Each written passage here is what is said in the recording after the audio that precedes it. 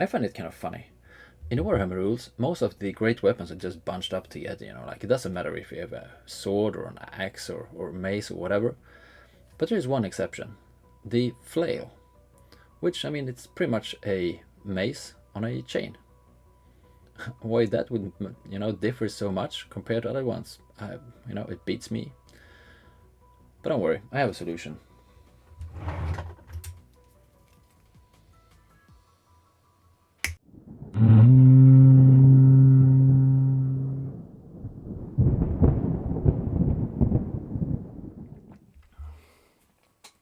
Greetings. A while ago, I did a video with where I showed some Bretonnian knights using a permanent marker, and some people asked me about the conversions, which is quite funny because these guys are not really that converted. It is pretty much just regular Bretonnian knights with a skull on top.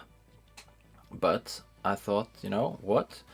I have 2 boxes of these knights in the whole Bretonnian box, and I will only be using one as Knights of the Real. So the other one I will try to convert into some plastic questing knights, and those will have to be a bit more converted. So I thought I will just show you how I did those plastic questing knights. Yeah, that's pretty much it. Let's go. Let's start with this guy.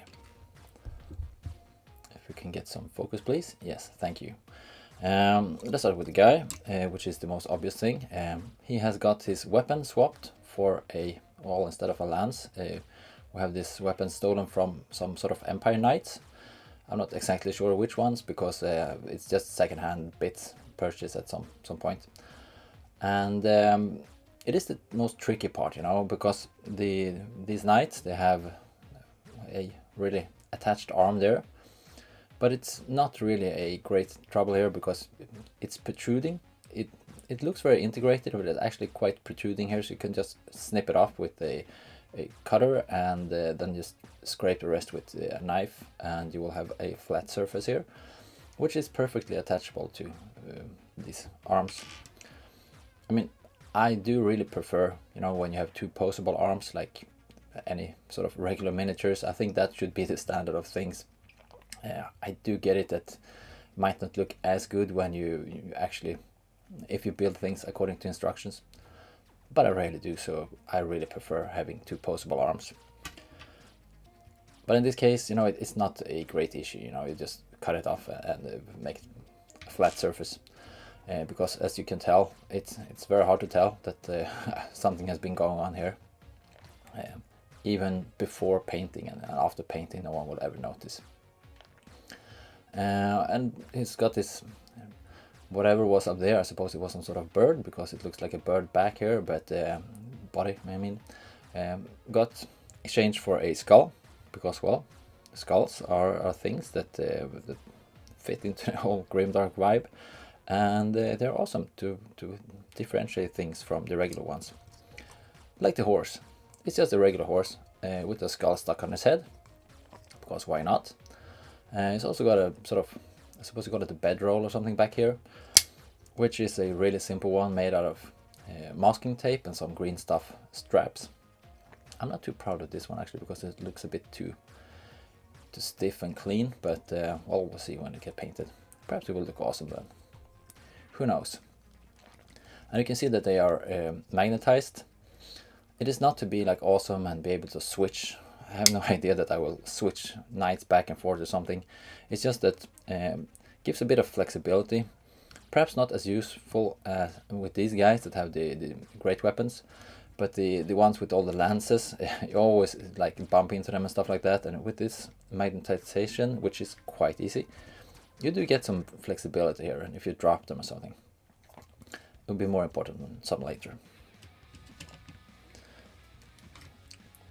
I have a second one, which is pretty much exactly the same thing. A skull on its face, or like on top of his helmet there, and a stolen weapon. I think this one is stolen from the Empire Militia. Once again, it's just second-hand bits. I'm not really certain, but I think it is. Bedroll, some skulls, and well, skull on top as well. There's going to be a liberal amount of skulls here. And you know, when you apply them, don't be, you know, like feel like stupid, you know, like why would I want to have a skull up here, and how would you attach it? No one's gonna care, you know. It's gonna be skulls all over the place. You know, just sprinkle them on. And we also have a third one. Once again, a liberal amount of skulls going on all over the place. And some shoulder pad, I think this is from some chaos guy or something. And the weapon is from the flagellant. I had to cut off the chain thing, because otherwise it would be a flail, and flail is apparently something totally different than a mace. Why there would be a greater difference between a mace and a flail compared to a flail? No, I'm sorry, a mace and an axe or sword? I have no idea. But the problem was easily solved. I just cut it off, and there we have a mace. And it's also got a little snail crawling around here to bring some Bretonnian bits in here. And also got some on his back as well. Then we can move on to the leader, which obviously is not a Bretonnian sculpt at all. It is some once again some sort of empire knight. But I hope that he will blend into the rest of the unit using a Bretonnian horse and colors matching the other ones. And I tried to sprinkle a little bit of skulls in there, but in this case it's just one, because it's very hard to modify the metal ones. But I tried to remedy that with bringing some Bretonnian bits in there as well. And he's also got a big ass skull on top of his horse, because, well, he's the leader, and it will be very apparent when he has the biggest skull on his horse. And what's more, you know, like Bretonnian bits. Trying to add the Bretonnian vibe here. I think this bedroll looks better as well. It looks a bit less strict and less organized, or whatever you call it. Less straight.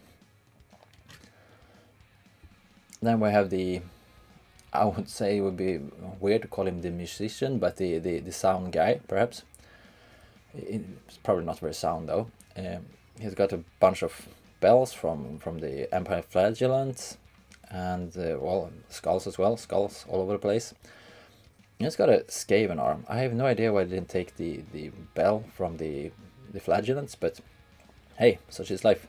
So I had to scrape off the little furry bits, or like the fur texture on his arm, so it doesn't look like it's furry.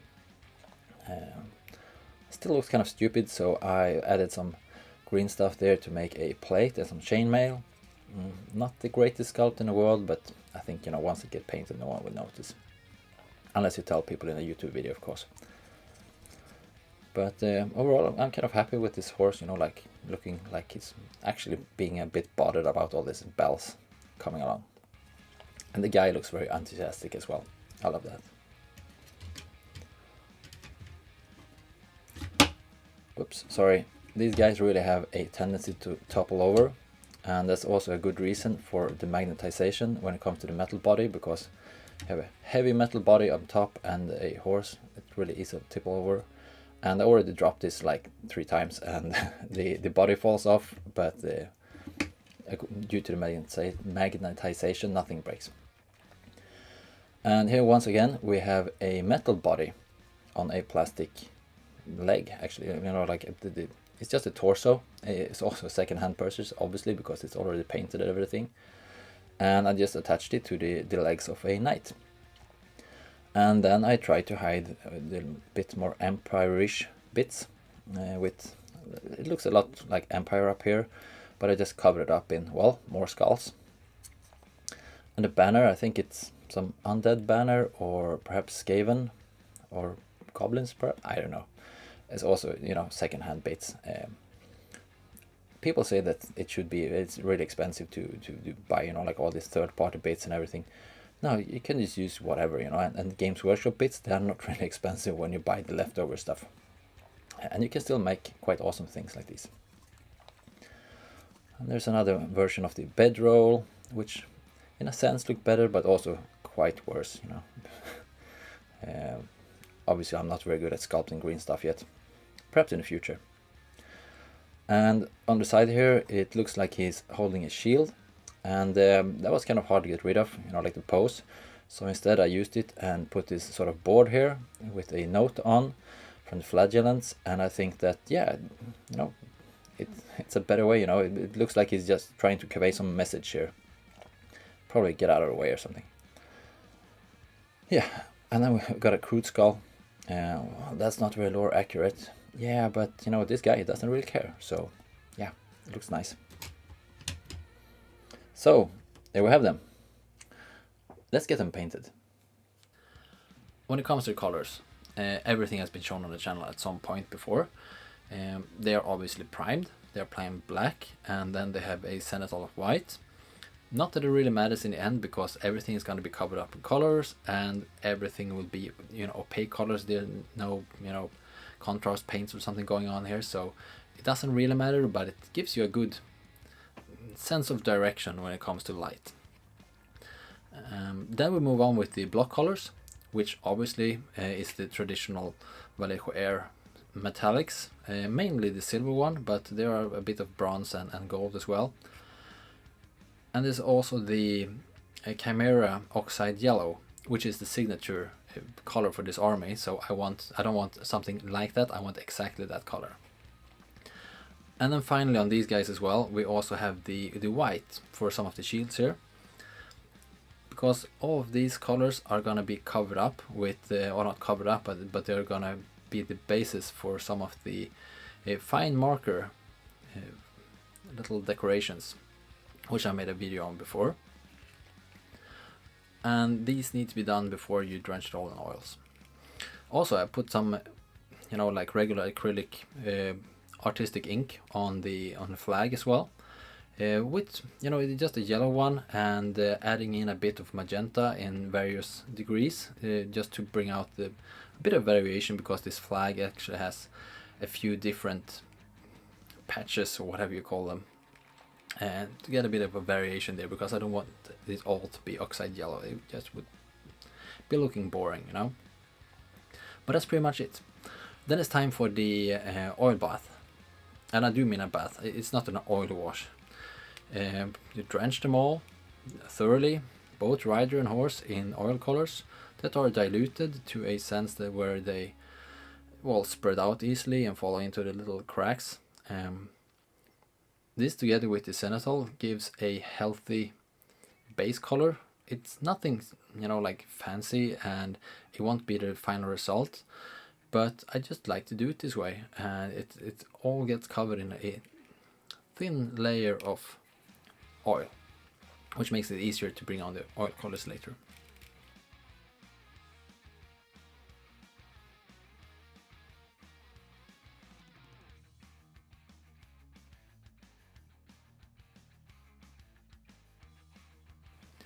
Once the oil bath has dried, it is time for the actual painting.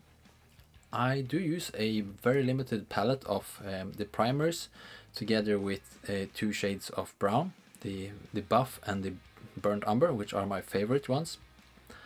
Obviously the buff and the burnt umber can vary a little bit from brand to brand, but I mean, yeah, you get it. It's a bright one and a dark one, because it's just so handy when you do fantasy stuff.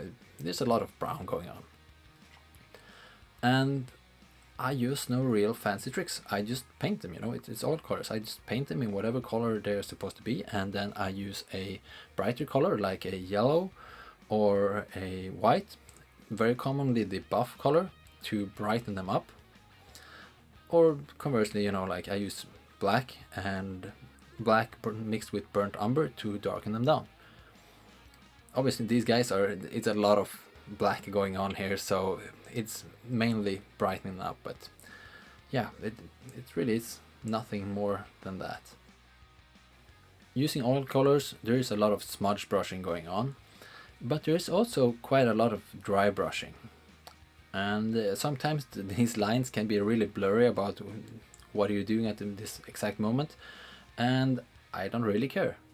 I just paint in whatever way I feel like to get them painted. Sometimes that is more like depositing the paint first and then smudge it out, and sometimes it's more about having the paint on the brush and just run it over whatever part of the miniature you're trying to brighten up. Yeah, I don't think you should be too worried about exactly what sort of method you're using. Just try it out, and after a while you get confident in whatever you're doing. The only place where I use some sort of signature, recipe is the skulls and the skin, which I've found to be, I found some really nice ways to paint these. I won't show them in this video because it's getting too long anyway, but perhaps I will do a video about that at some point in the future. If I feel like doing that, I don't know. Please let me know if you would like to see that. That would be a help in the right direction in that case. Yeah, that's pretty much it. They're done.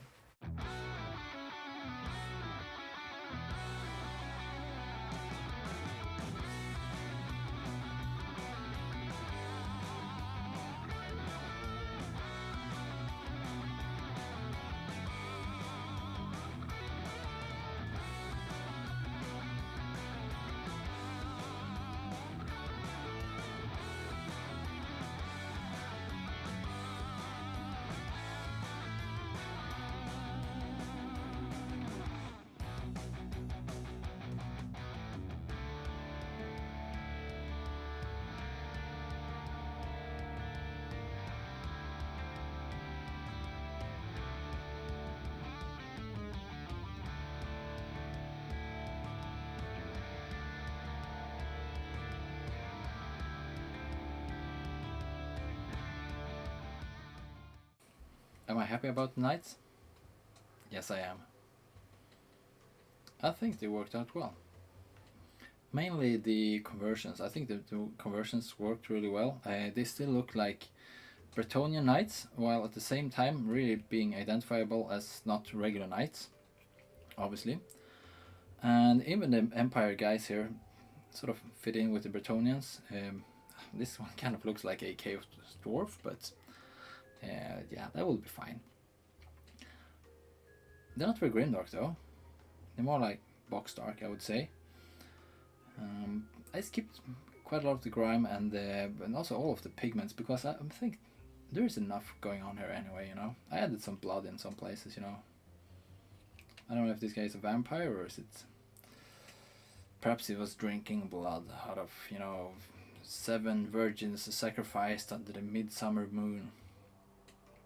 Perhaps it was goat blood because it's so much cheaper. Or perhaps it's just ketchup from his meal before battle. Who knows? He's kind of, there are some blood there, but not much going on. But they're, rough enough to fit with the rest of the sort of emergent army here.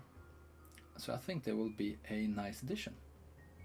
And after this, there is only one little, unit left from this entire box of Bretonnians.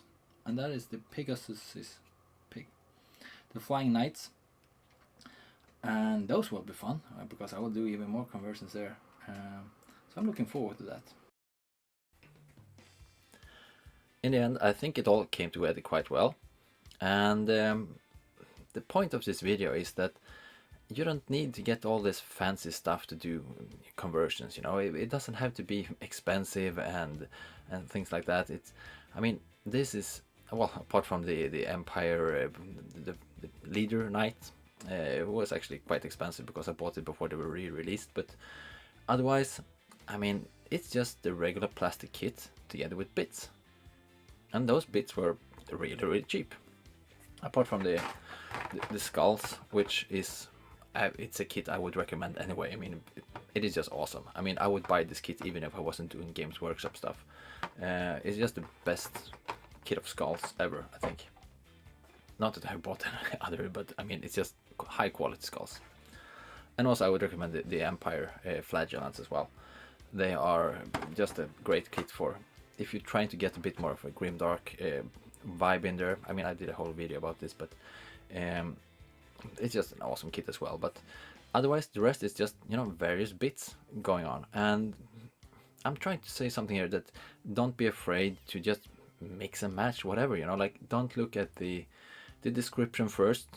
Just look at the guy and think, what would I do here? What would make, what do I need? I need a banner that looks kind of worn, and just look at your banners. which one is the best one? Probably not the Empire one, waving in the flag, you know, like with all its little tassels and stuff.